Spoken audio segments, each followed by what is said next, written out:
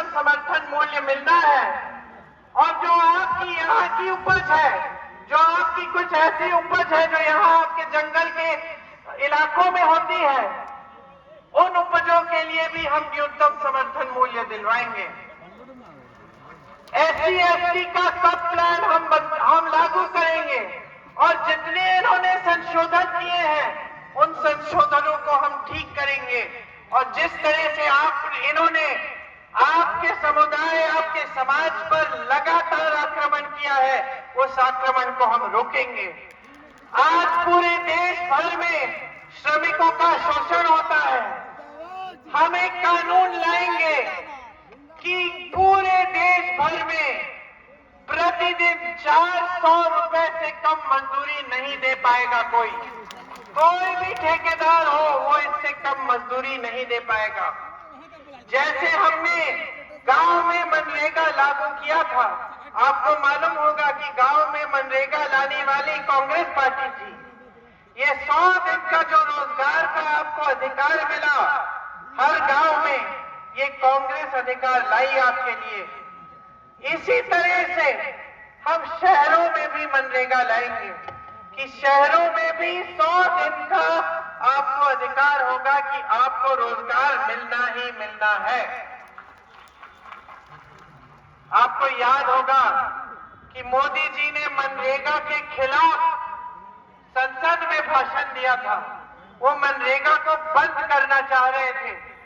फिर पता चला कि जनता को ये बात ठीक नहीं लगेगी, तो इन्होंने आस्ते आस्ते अपने पूरे कार्यकाल में मनरेगा को कमजोर बनाया है।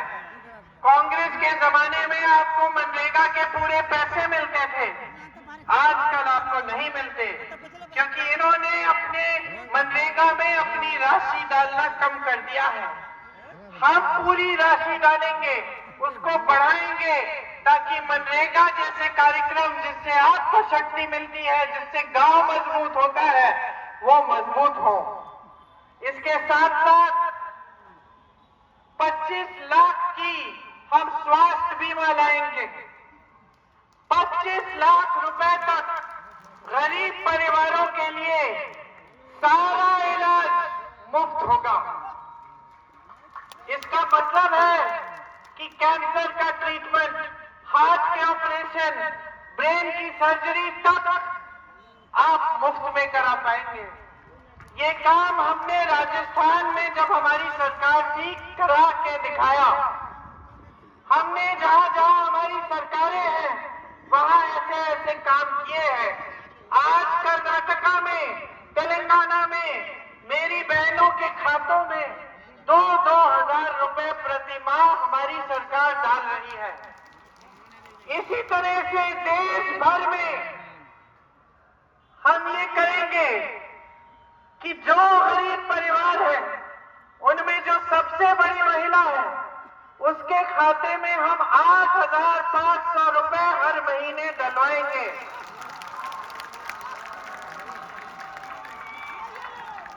इससे 1 लाख रुपए हर साल हर गरीब परिवार में पहुंच जाएंगे डायरेक्ट सरकार की तरफ से, ताकि आप महंगाई का सामना कर पाएं। महिलाओं को 50% सारी जो सरकारी रोजगार है महिलाओं को मिलेंगे। इसके साथ साथ आशा बहुएं, आंगनवाड़ी, मिड डे मील वाली बहनों का हम मानदेय बढ़ाएंगे। मेरे नौजवान साथी यहां खड़े हो, मैंने कहा आप सब शिक्षित हो लेकिन आपको रोजगार नहीं मिलता। हम एक स्कीम लाना चाहते हैं जिससे जो नौजवान स्नातक पास है उसको एक अप्रेंटिसशिप के प्रोग्राम में डाला जाएगा, जिससे बड़े बड़े सरकारी कारखानों में उसको 1 लाख रुपए सालाना नौकरी मिल जाएगी। उस नौकरी से उसका हुनर बढ़ेगा और वो 1 लाख रुपए कमा पाएगा और कमाते कमाते वो सीखेगा भी, ताकि बाद में उसको एक स्थायी नौकरी मिल पाए। ये हमारी गारंटी है आपके लिए। हम पेपर लीक के खिलाफ एक सख्त से सख्त कानून लाएंगे, क्योंकि आजकल आप त्रस्त है, आप पेपर देते हैं, पेपर लीक होता है, आपकी नौकरी नहीं, नियुक्ति नहीं होती, आपके रिजल्ट नहीं आते, आप ठहरते हैं, पूरी जिंदगी निकल जाती है, जवानी निकल जाती है, लेकिन पेपर बार बार देना पड़ता है, नौकरियां नहीं मिलती। इसीलिए पेपर लीक के खिलाफ एक सख्त कानून लाएंगे, जिससे जो जो अधिकारी पेपर लीक करने की कोशिश करे या मदद करे या कोई घोटाला करे, उस पर सख्त से सख्त कार्रवाई होगी।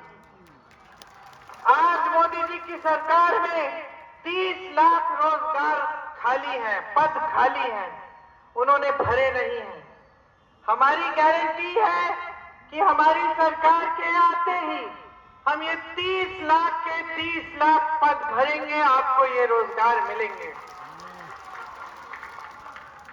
हमारी सबसे बड़ी नीति यही है कि हम देश की जो संपत्ति है वो वापस आपके हाथों में, आपके जेबों में डालना चाहते हैं।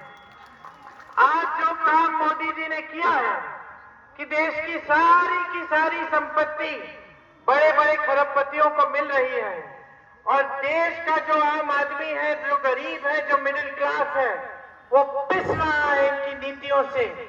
इसको हम बंद करेंगे। ये उनका जो काम है, जो इन्होंने शुरू किया है, जिसका आपके सामने प्रचार नहीं होता, क्योंकि पूरी टीवी के जो जितने भी चैनल हैं सिर्फ ये प्रचार कर रहे हैं कि देश बहुत आगे बढ़ गया है मोदी जी के राज में। 10 सालों में मोदी जी ने जाने क्या क्या कर डाला कि देश इतना आगे बढ़ गया है। जो 70 सालों में नहीं किया वो मोदी जी ने 10 सालों में किया है। तो मैं आपसे पूछना चाहती हूं कि अगर ये प्रचार जो आप हर रोज टीवी पे देखते हैं और बड़े बड़े होर्डिंग्स पे देखते हैं, अगर ये सच्चाई है तो ये सच्चाई आपके जीवन में क्यों नहीं दिख रही? ये 140 करोड़ भारत की जनता के जीवन में ये सच्चाई आज तक उतरी क्यों नहीं है? आज तक आप बेरोजगार क्यों हैं? बेरोजगारी बढ़ क्यों रही है? महंगाई इतनी बड़ी क्यों है? आप अपने बच्चों को पढ़ाने लिखाने में इतना संघर्ष क्यों कर रहे हैं? आपको खेती से आपकी कमाई क्यों नहीं हो रही है? अगर ये सारी बातें सच हैं, जो मोदी जी और इनके बड़े बड़े भाजपा के नेता आपको बताते हैं, तो ये सच्चाई आपके जीवन में दिखनी चाहिए कि नहीं? दिखनी चाहिए ना? तो आपके जीवन में सबसे पहले तरक्की आनी चाहिए। आप तो देश की जनता है, लेकिन आपके जीवन में तरक्की आ नहीं रही है। उधर अडानी जी, अंबानी जी और सारे खरबपतियों के जीवन में तरक्की आ रही है। इनके हजारों लाखों करोड़ रुपए है और हजारों लाखों करोड़ सरकार इनको दे रही है और इनसे कमवा रही है। आपके यहां 1000, 2000, 5000 रुपए कमाना मुश्किल हो गया है। घर में बच्चों को खिलाना मुश्किल हो गया है।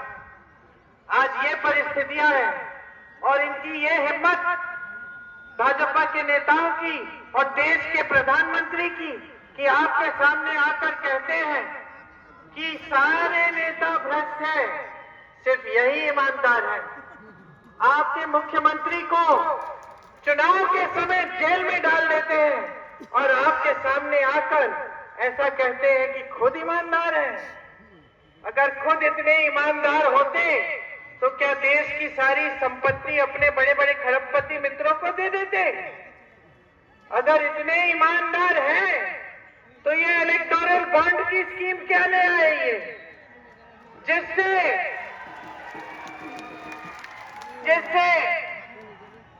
जिससे इन्होंने तय किया पहली बार देश के इतिहास में कि जो भी राजनीतिक दलों को चंदा देगा उसका नाम गुप्त रहेगा। ये ईमानदार लोग करते हैं। अरे अगर आप ईमानदार हैं, आपको किसी से चंदा लेना है, सबके सामने लेंगे कि छुप के अपने कमरे में बंद लेंगे? सबके सामने लेंगे ना, कि आप कह देंगे कि भाई ये लिस्ट जो है गुप्त होनी चाहिए। तो मोदी जी ने एक गुप्त वाली स्कीम क्यों बनाई? क्योंकि वो ईमानदार नहीं है।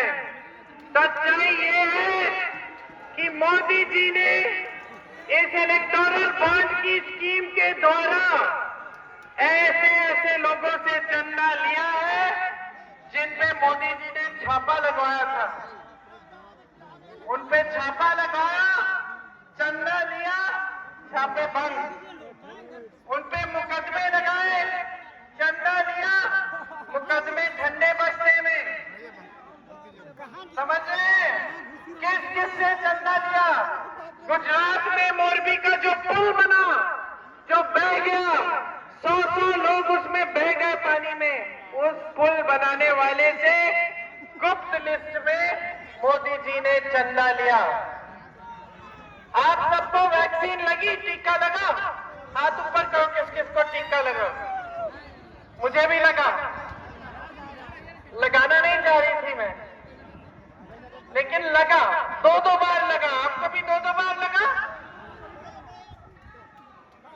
4 बार लगा दिए। वाह वाह, बहुत अच्छे। 4 बार टीका लगाए आप। आज पता चल रहा है कि उस टीके में कुछ ऐसी चीज है जिससे कई लोगों का रिएक्शन हो जाता है। कई नौजवान लोग जो बिल्कुल सेहतमंद थे ऐसे ही गिर के मर गए। कोई जिम कर रहा है, कोई खेती कर रहा है, ऐसे ही वहीं के वहीं। और 15 लोगों ने विदेश में मुकदमा लगाया वैक्सीन की कंपनी पे। आज अगर आप वैक्सीन मार्केट में ढूंढे तो नहीं मिलेगी। और याद है जो मोदी जी का चेहरा था उस प्रमाण पत्र पे, वैक्सीन के प्रमाण पत्र पे, याद है? हाँ, मेरे पे भी था। अब वो चेहरा नहीं दिखेगा प्रमाण पत्र पे, क्योंकि मोदी जी ने उस वैक्सीन बनाने वाली कंपनी से 52 करोड़ रुपए चंदा लिया। तो मोदी जी की ईमानदारी और भाजपा की ईमानदारी को गहराई से समझ लीजिए बहनों और भाइयों। इनकी जिम्मेदारी, इनकी ईमानदारी, इनकी सारी नीतियां सिर्फ अपने बड़े खरबपति मित्रों के प्रति है। आपके प्रति कोई जिम्मेदारी नहीं है। आपको टीके पे टीके लगवा लेंगे, उनसे टीके बनाने वालों से चंदा भी ले लेंगे, आपके प्रति उनको कोई जिम्मेदारी महसूस नहीं होती। गहराई से समझ लीजिए और ये तय करिए कि आपको कैसी सरकार चाहिए। आपको ऐसी सरकार चाहिए जिसकी नीतियां आपकी भलाई के लिए हो, जो इस लोकतंत्र को, इस संविधान को मजबूत करने वाली हो, या आपको एक ऐसी सरकार चाहिए जो आपको कमजोर करे, लोकतंत्र को कमजोर करे, संविधान से आपके आरक्षण भी कम करे? क्या चाहते हैं आप? आज यहाँ हमारे प्रत्याशी श्री प्रदीप यादव जी हैं।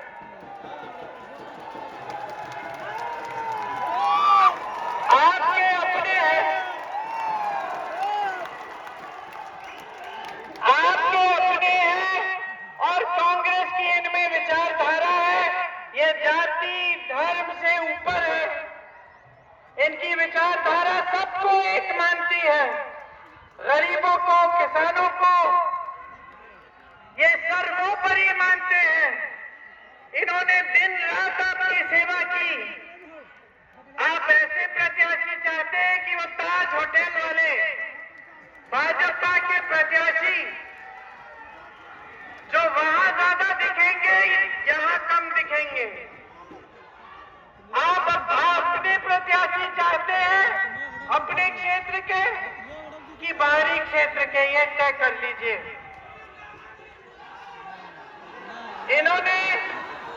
इन्होंने बाबा बैद्यनाथ की सदियों से सेवा की है, सदियों से आप सबने सेवा की है इस क्षेत्र में, और ये भक्त हैं उनके। यहाँ के जो पुजारी हैं जिन्होंने सेवा की है सदियों से, उनको मैं प्रणाम करती हूँ। और उनसे मेरा निवेदन है कि प्रदीप जी बाबा के सेवक हैं,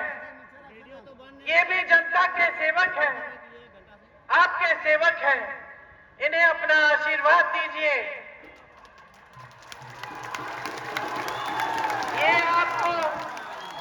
ये आपको निराश नहीं करेंगे। तो मैं आपसे भी और बाबा वैद्यनाथ जी के पुजारियों से भी मैं यही उम्मीद रखती हूं कि आप सब अपना आशीर्वाद प्रदीप जी को देंगे। मुझे बहुत खुशी है आज कि हमारे वरिष्ठ नेता फुरकान जी अंसारी जी और उनके बेटे इरफान अंसारी जी जैसे हमारे जो नेता हैं वो भी पूरी शक्ति से इस चुनाव में काम कर रहे हैं। हमारी युवा नेत्री दीपिका पांडे जी भी, जिन्होंने मेरे साथ हिमाचल में काम किया और उत्तराखंड में भी काम किया, वो भी लगी हुई है इस चुनाव में। पूरी जो कांग्रेस पार्टी है पूरी इस चुनाव में जी जान से लगी है ताकि आपके प्रत्याशी जीते और यहां से भारी बहुमत से कांग्रेस विजयी हो, कांग्रेस की देश में सरकार आए ताकि हम ये सारी स्कीमें, ये सारी गारंटी आपके लिए लागू करें। आप जब यहाँ का चुनाव होगा तो आप ईवीएम पर जब हाथ के पंजे पर बटन दबाएंगे तो याद रखिए कि आप हेमंत सोरेन जी की रिहाई का रास्ता भी खोल रहे हैं। आप कांग्रेस पार्टी को जिताएंगे तो आपको एक ऐसी सरकार मिलेगी जिससे आप पर आपको गर्व होगा। आपको गर्व होगा कि आपके देश में एक ऐसी सरकार बनेगी जो आपके लिए दिन रात काम करके आपकी सेवा करके आपको दिखाएगी। आपने बहुत ध्यान से मेरी बातों को सुना। आप सबको बहुत बहुत धन्यवाद। जय हिंद।